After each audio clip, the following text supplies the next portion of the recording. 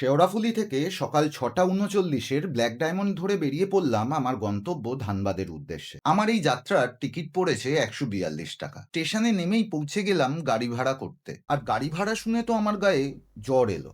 আমি ভাবছি, এরা কি আমায় কলকাতার সেই মাছে ভাতে বাঙালি বাবু ভেবে টুপি পরাচ্ছে? তারপর ভাবলাম, না, এদের পেছনে বাজে বকে লাভ নেই। তাই একটা অটো ভাড়া করে নিলাম ১,০০০ টাকা দিয়ে। অটোতে উঠতেই অটো তাড়াতাড়ি ছেড়ে দিল। এবার বলি রাস্তার কথা। একটু এগোতেই দেখি এ তো মাছি গলবার জায়গা নেই, তার ওপর সূর্যদেব যেন আমার ওপর কটাক্ষের হাসি হাসছেন। এভাবে কিছুক্ষণ থাকার পর মুক্তি পেলাম এই বদ্ধ পরিবেশ থেকে। আবার আমার অটো চলতে শুরু করলো। চারিদিকে আকাশে কালো ধোঁয়ার মাঝখান দিয়ে পথ চলতে চলতে পৌঁছে গেলাম সেই রমণীর কাছে, যার নাম ভাতিন্দা ফলস। দেখেই তো মোটামুটি পাগল হয়ে যাওয়ার জোগাড়, কারণ এখনই যে রূপটা দেখতে পেলাম, বর্ষায় তাহলে কত সুন্দর দেখতে লাগবে সেটা ভেবেই একটু পাগল হয়ে গেলাম। ভাতিন্দা ফলস দেখে আবার সভ্য অসভ্য রাস্তা পেরিয়ে পৌঁছলাম ধানবাদের অন্যতম সৌন্দর্য রাম মন্দির দেখতে। এখানে অনেকক্ষণ কাটানোর পর অটোতে উঠে যখন অটোওয়ালাকে বলি, এবার আমরা তোপচাঁচি লেক যাবো তো? একটু দূরে এগিয়ে গিয়েই অটো ভাই আমায় বলল, আপকা ট্রেন কা টাইম क्या है? আমিও বললাম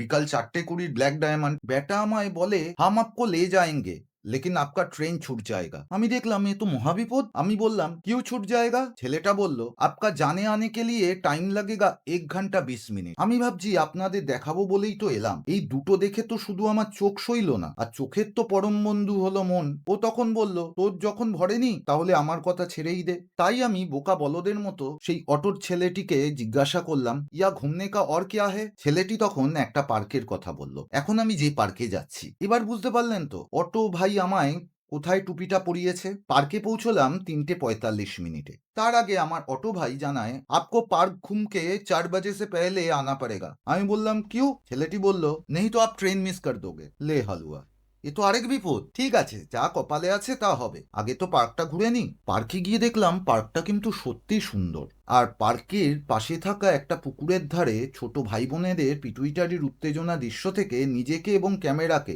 দুজনকেই বিরত রাখলাম। এদিকে অটো ড্রাইভারের বারবার ফোন, দাদা জলদি আইয়ে। আরে শয়তান, আমি তো ভুলেই গেছিলাম যে ছেলেটার কাছে আমার ফোন নম্বর দেওয়া ছিল। তাহলে তুই আমায় রাম মন্দিরে ফোন করিসনি কেন? মনে মনে অটো ভাইটিকে খুব আশীর্বাদ করলাম। এরপর আমি কিভাবে ফিরলাম আর সারাদিন কি করলাম তা দেখার জন্য আমার এই ভ্রমণের পুরো ভিডিওটি দেখার অনুরোধ রইল। ভিডিওটির লিংক কমেন্ট বক্সে পিন করে দেওয়া আছে। ভিডিওটি ভালো লাগলে আমার ভ্রমণের সঙ্গী হন ও পাশে থাকুন।